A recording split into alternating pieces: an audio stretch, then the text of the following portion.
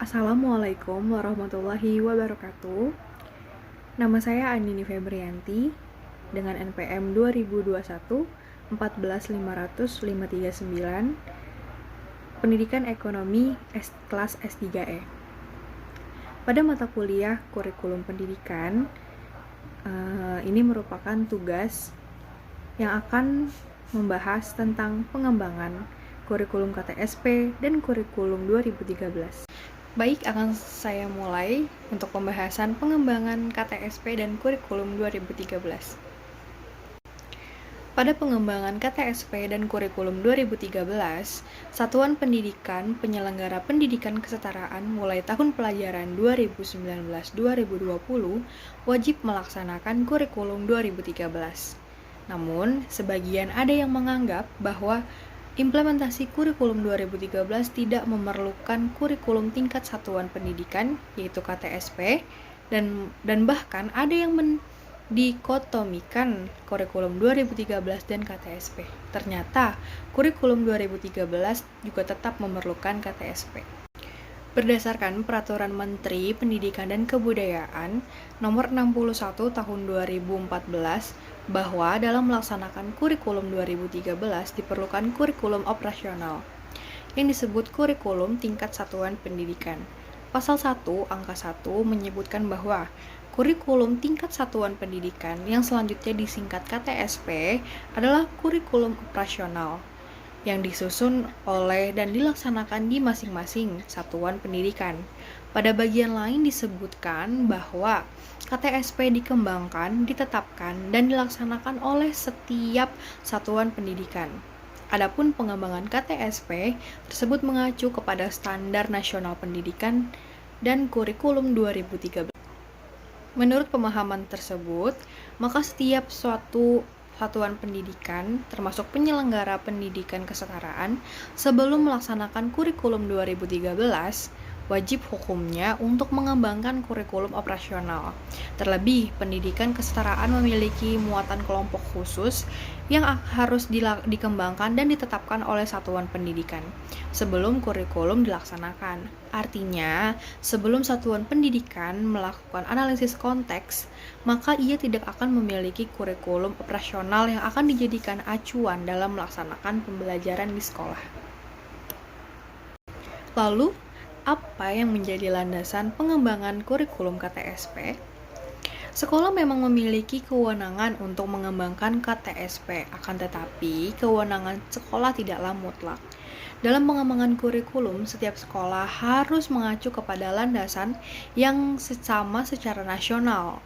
Landasan pengembangan KTSP pun ada banyak hal, di antara lainnya yaitu: 1. Adanya Undang-Undang Nomor 20 Tahun 2003 tentang Sistem Pendidikan Nasional. Yang kedua, ada Peraturan Pemerintah Nomor 19 Tahun 2005 tentang Standar Nasional Pendidikan. Yang ketiga, ada Peraturan Menteri Pendidikan Nomor 23 Tahun 2006 tentang Standar Kompetensi Kelulusan. Yang keempat, ada Peraturan Menteri Pendidikan Nasional Nomor 24 Tahun 2006 tentang Standar Pelaksanaan Peraturan Menteri Nomor 22 dan 23 Tahun 2006. Pengembangan KTSP sudah didahului dengan pengembangan kurikulum yang lebih tinggi, yaitu kurikulum tingkat nasional.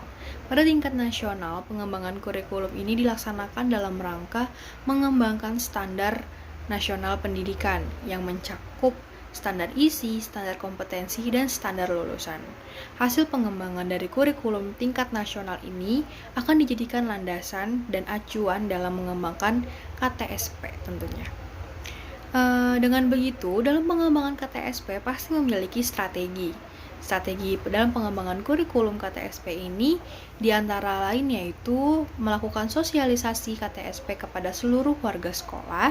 Yang kedua adalah mengadakan musyawarah kepada antara kepala sekolah, tokoh masyarakat, dan pakar kurikulum untuk mengembangkan kurikulum di sekolah.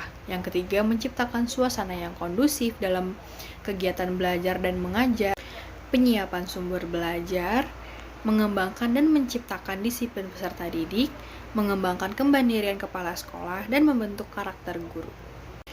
Lalu, apa saja acuan operasional penyusunan KTSP?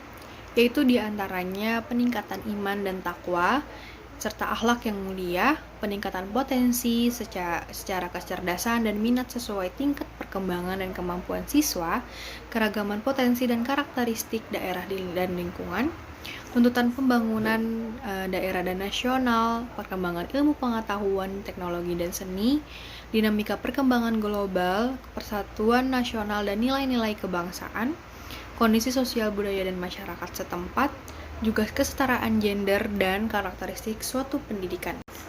Lalu bagaimana dengan pengembangan kurikulum 2013?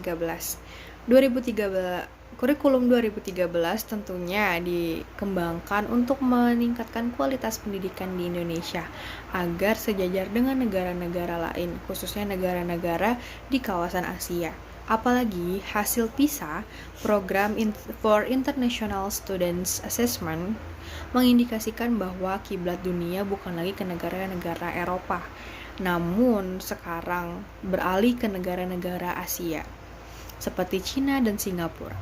Sayangnya di balik kemajuan pendidikan di beberapa negara Asia tersebut, Indonesia justru mengalami stagnasi, bahkan penurunan kualitas dari segi pendidikan. Hasil studi baru PISA menunjukkan bahwa Indonesia hanya mampu menduduki posisi ke-61 dari 65 negara yang terdaftar dalam peserta PISA untuk kategori matematika. Berkaca dari hasil PISA tersebut,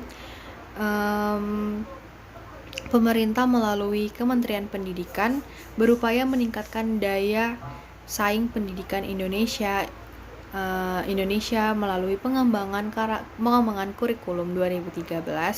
Kurikulum 2013 ini diharapkan mampu menjadi angin segar bagi rakyat Indonesia tentunya, yang membawa perubahan dalam sistem pendidikan yang dinilai masih kaku dan belum mampu meningkatkan kualitas atau meningkatkan kreativitas peserta didik dalam hal kognitif, psikomotorik, maupun afektif. Kurikulum 2013 ini didesain agar peserta didik lebih aktif dalam proses pembelajaran melalui kegiatan aktif menanya, mengamati, mengeksplorasi, mengasosiasi, dan mengkomunikasikan hasil pembelajarannya. Kurikulum 2013 mengharapkan adanya keseimbangan antara kemampuan kognitif dengan sikap dan keterampilan peserta didik. Dan juga muara dari penerapan kurikulum 2013 adalah terbentuknya sumber daya manusia (SDM) yang cerdas dan berakhlak mulia. Dalam penerapannya, kurikulum 2013 memberikan kebebasan kepada peserta didik untuk memperkaya pengetahuan dari berbagai sumber seperti buku, internet, dan lingkungan sekitar, lingkungan sosial masyarakat, dan juga dalam hal tersebut dalam menerapkan kehidupan sehari-hari dan kegiatan lainnya. Dan peran guru dalam kurikulum 2013 hanya sebagai fasilitator dalam proses pembelajaran yang fungsinya mengarahkan peserta didik untuk mencapai target pembelajaran sesuai dengan yang ditetapkan. Hasil yang diharapkan dari model pembelajaran yang aktif, kreatif, dan gembira ini adalah peserta didik terpacu untuk meningkatkan kemampuannya di bidang sains, matematika, dan membaca yang menjadi kelemahan para peserta didik yang menurut penilaian PISA pada saat hasil studi PISA kemarin. Kurikulum 2013 memang menjanjikan untuk kemajuan pendidikan di Indonesia. Pengembangan kurikulum 2013 sangat kontekstual dan dibutuhkan untuk peningkatan kualitas pendidikan. Meningkatnya sumber daya manusia (SDM) di Indonesia di mata internasional. Namun ketika kurikulum 2013 ditetapkan di lapangan, berbagai hambatan dihadapi sebagai akibat dari kurangnya persiapan dan keseriusan pemerintah dalam menerapkan kurikulum 2013. Maka dari itu, dalam penerapan kurikulum 2013 ini diharapkan seluruh tenaga pendidik dan kependidikan di sekolah ikut serta berperan sesuai dengan hal-hal yang sudah ditetapkan agar kurikulum 2013 ini dapat berjalan sesuai dengan rencana dan dapat mengembangkan dapat menghasilkan hasil yang sangat berguna bagi masyarakat dan bagi negara Indonesia di mata internasional. Sekian pembahasan pengembangan KTSP dan kurikulum 2013 dengan rangkuman yang saya buat. Semoga menjadi acuan dan menjadi hal yang berguna bagi yang sudah melihat video ini. Terima kasih semuanya. Wassalamualaikum warahmatullahi wabarakatuh.